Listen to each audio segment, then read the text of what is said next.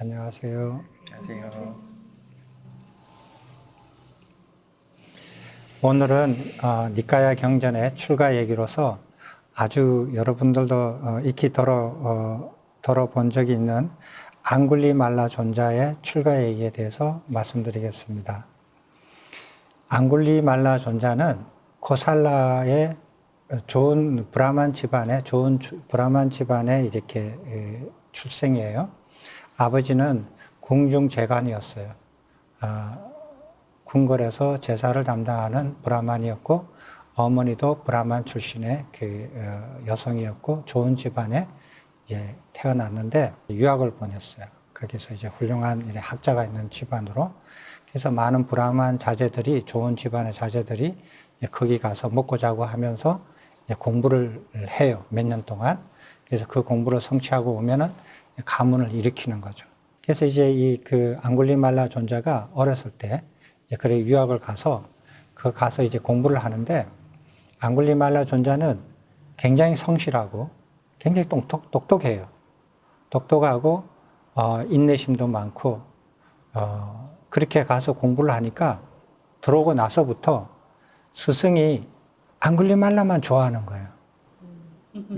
너무 똑똑하고 잘하니까. 너무 똑똑하고 무슨 일을 시켜도 다 해내고, 그리고 머리도 똑똑하고 공부도 잘하고, 그렇게 하니까 이 스승이 이제 그 앙굴리말라를 좋아하는 거예요. 근데 이전에는 스승이 이렇게 다른 제자들한테도 관심을 가지고 이렇게 했는데, 앙굴리말라가 딱 오니까 너무 특출하니까 이제 그 앙굴리말라만 계속 좋아하게 되는 거예요. 그래가지고 이 친구들이 다 모여서 우리 불편하다 이거예요. 쟤 오고 난 다음부터 우리는 찬밥 신세다. 그래서 우리가 스승과 쟤를 갈라놔야겠다. 그래서 이제 자기들끼리 꾀를 내요. 그래서 이렇게 해서 스승한테 얘기를 해요. 친구들이.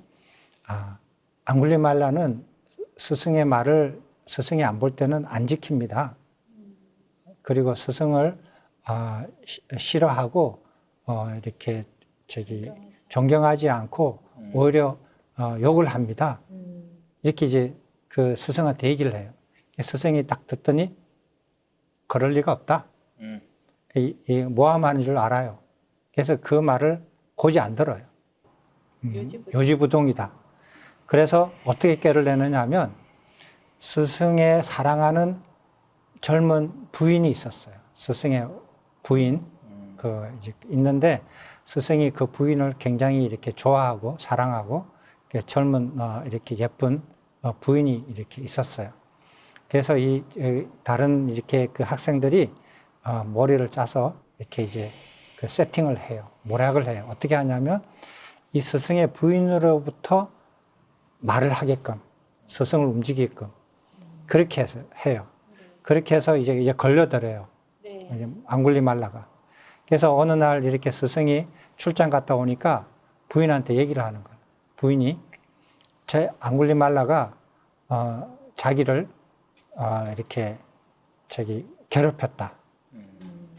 이러니까 이제 스승이 흔들리는 거예요. 사이를 의심을 하게 되고, 그리고 이제 그거를 이렇게 질투를 하게 돼서 이제 마음이 움직여요. 내가 직접 파멸시키는 것보다 애를 스스로 파멸시키게끔 만들자. 그럼 다른 사람들은 보면은 스승은 가만히 있었는데 그 학생이 자기 스스로 파멸의 길을 가는 것처럼 보이니까 자기 평판에는, 명성에는 흠이 안 되는 거예요. 그렇지만은 저 애를 파멸시키고 싶은 거예요. 그래서 앙굴리말라를 조용하게 혼자 불러가지고 이렇게 얘기합니다. 이제 졸업할 때가 됐다.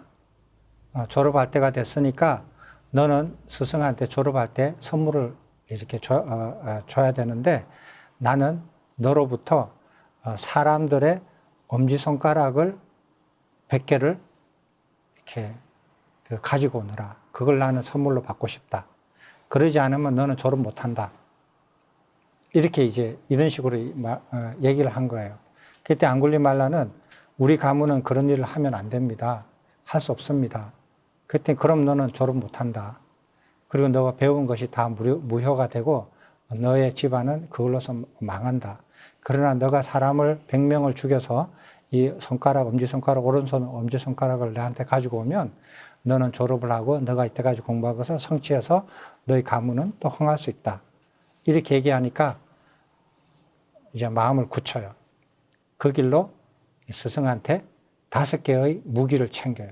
활과 활통, 화살촉이 가득 들어있는 활통, 칼, 그 다음에 방패, 그 다음에 긴 창, 이 5가지를 탁 들고 뛰어가요. 그래서 사람을 한 사람 한 사람 죽이는 거예요.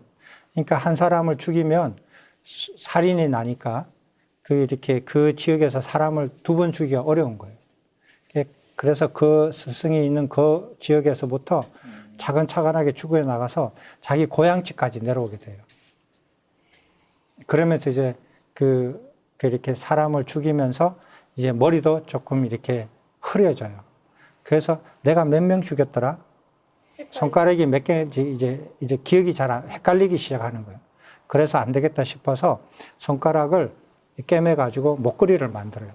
앙굴리라는 것은 손가락이고 말라라는 것은 이게 목걸이라는 뜻이에요. 그래 앙굴리 말라라는 별명이 생겼어요. 그래서 그렇게 해서 이제 하나씩 하면서 100개를 채우기 시작해요.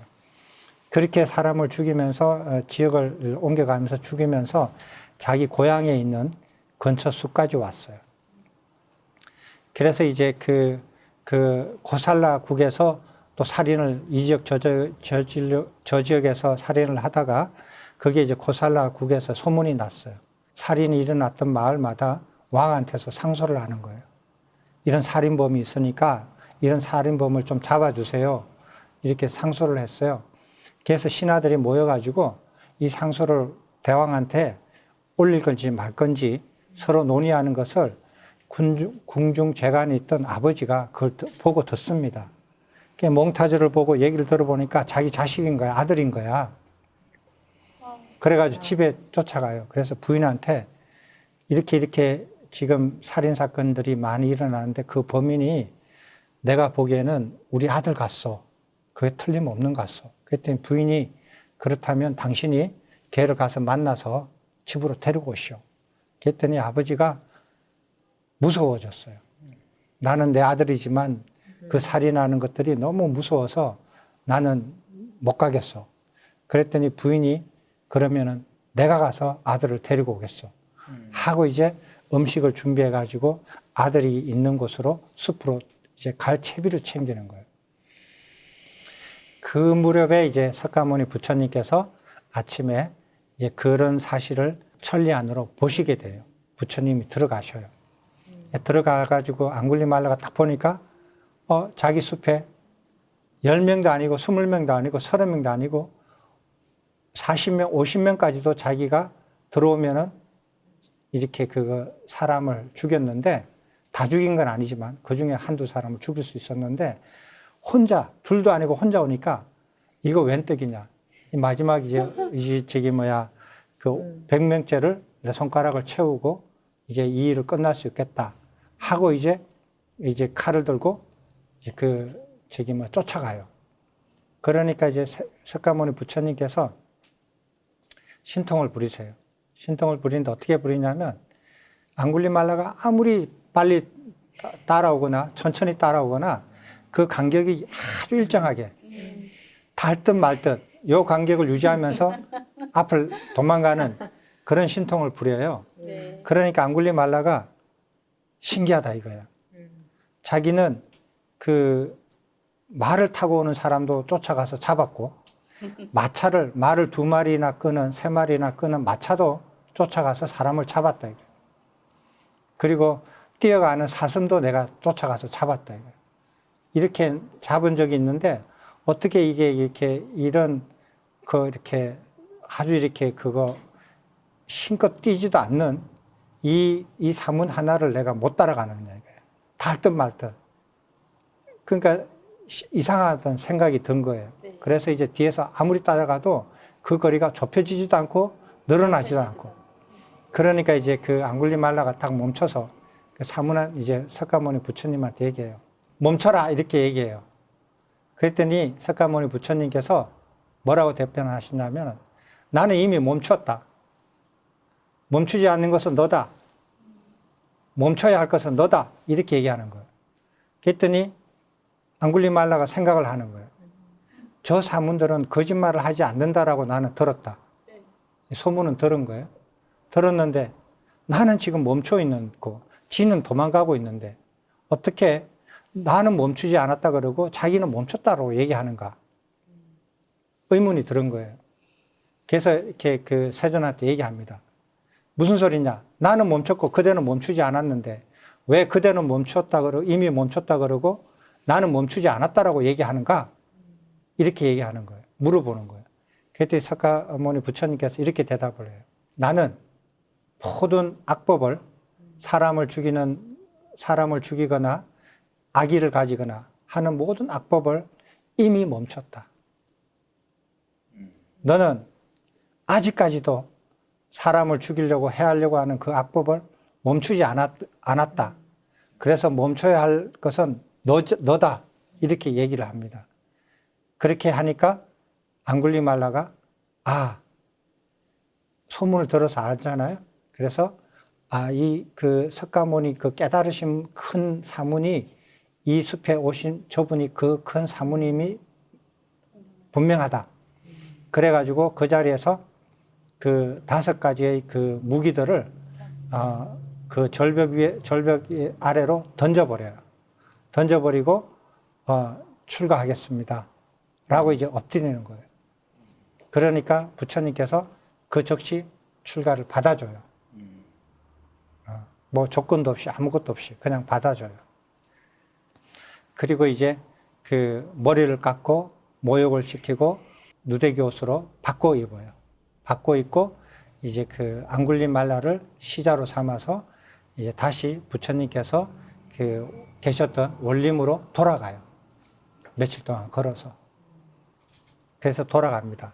그래서 이제 그 이렇게 원림에 도착하셔서 이제 그 앙굴리말라를 계속 가르쳐요. 물론 이제 걸어올 때도 계속 가르쳐 줘요. 그러니까 워낙 똑똑하고 기억력도 좋고 총명하고 그래서 금방금방 알아먹었어요.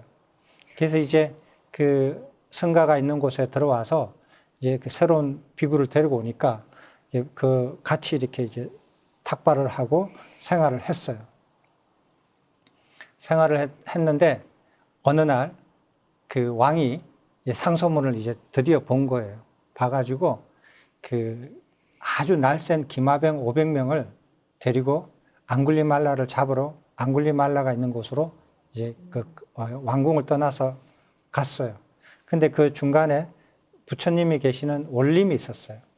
그래서 거기를 지나가면서 세존께 인사를 드려야겠다 해서 이제 그 고살라의 왕 바세다니 왕이 이제 세존에게 다가가요.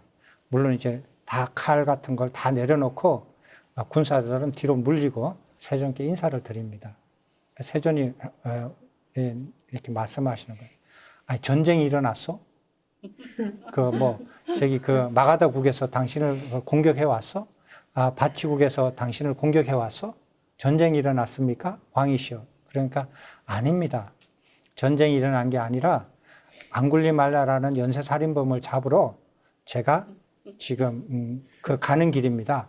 그 군대를 이렇게 이끌고 가서 잡아오려고 합니다. 그랬더니 부처님께서 말씀을 하셔. 그런 앙굴리말라 같은 연쇄살인범이 만약에 출가해가지고 살인도 하지 않고 살생도 하지 않고 도둑질도 하지 않고 그 다음에 그 청정한 독신 생활을 잘 지키고 거짓말도 하지 않고 나쁜 말도 하지 않고 이간질하는 말도 하지 않고 잡담도 하지 않고 그리고 하루 한 끼 탁발로서 청정범행을 잘 닦으면 그럼 어떡하시겠소? 이렇게 물어봤어요. 그랬더니 그 왕이 그럴 리가 없죠. 만약 그렇다면 저는 그분을 평생 이렇게 그 공양을 올리겠습니다. 그 4가지 청정 생활 필수품을 평생 제가 그 후원하는 사람이 되겠습니다.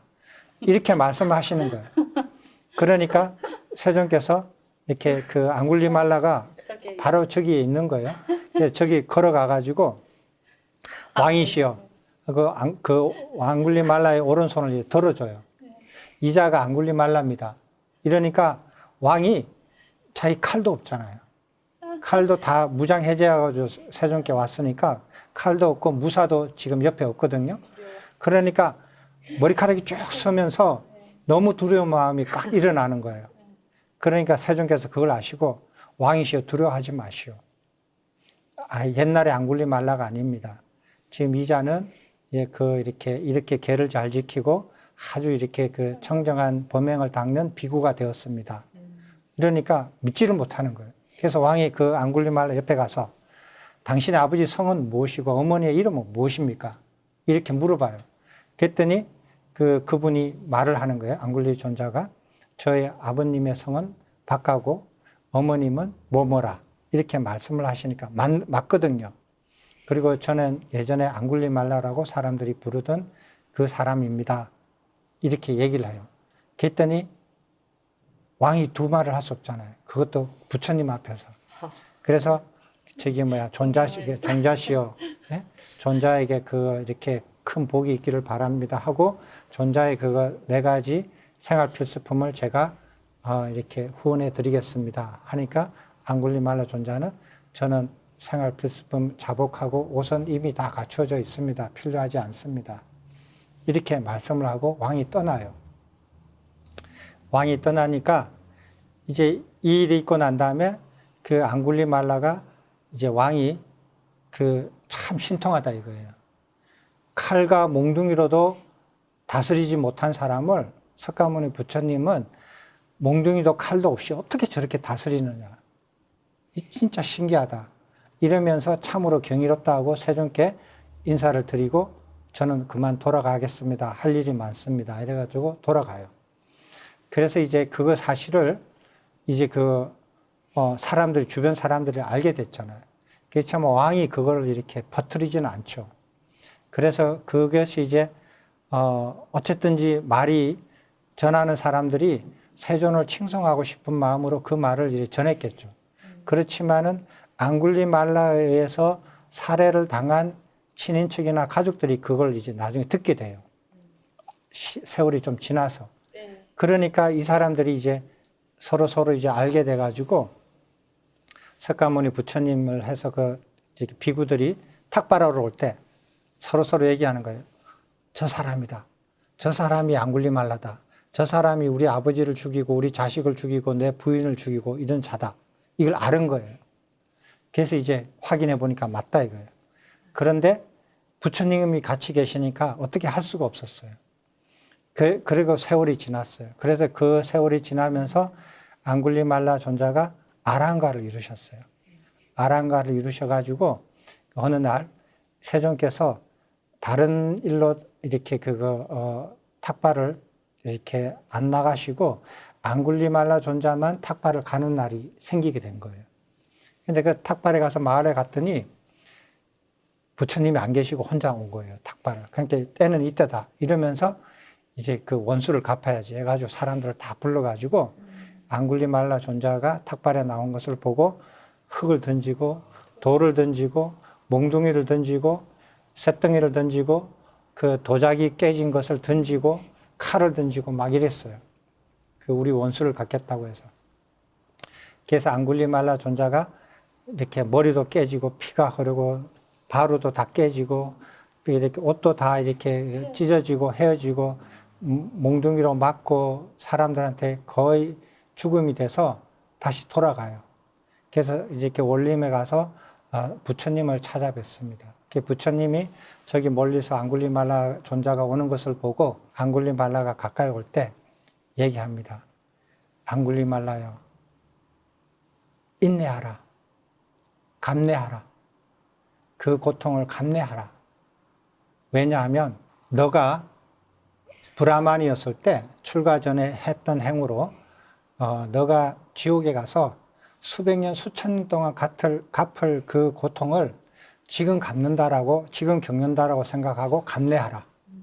두 번째 이유, 저 사람들은 너로 인해서 죽었던 사람의 가족이나 친지들이다. 그들의 고통을 생각하고 감내하라. 세 번째 이유, 저들은 아란이 너를 해했기 때문에 저들은 다 지옥에 가 떨어진다. 그들이 지옥에 떨어져서 겪을 고통을 생각을 해서 감내하라. 그렇게 얘기합니다. 그래서 감내합니다. 감내해가지고 어느 날 이제 이렇게 달빛이 이렇게 고요한 달빛이 있는 그날 밤에 개성을 읽습니다. 개성을 읽습니다. 그 개성을 한번 보시겠어요? 이전에 방일하였지만 지금 방일하지 않는 자가 되어 이 세상을 비추나니 마치 구름을 벗어난 달처럼 나는 예전에 삿된 업을 지었지만 이제 유익함을 짓는 자가 되어 이 세상을 비추나니 마치 구름을 벗어난 달처럼 나는 예전에 사법에 몰두하였지만 지금 부처님의 교법에 몰두하는 자가 되어 이 세상을 비추나니 마치 구름을 벗어난 달처럼 나를 싫어하고 미워하고 증오하고 공격하는 사람들이여 참으로 세존의 가르침을 듣고 세존의 교법에 몰두하여 이 세상을 벗어나기를. 나를 싫어하고 미워하고 증오하고 공격하는 사람들이여 참으로 세존의 교법으로 인도하는 좋은 분들과 인연하여 이 세상을 벗어나기를. 나를 싫어하고 미워하고 증오하고 공격하는 사람들이여 참으로 인욕과 온화함을 듣고 행하여 다른 이들을 해치지도 않고 자신을 해치지도 않기를.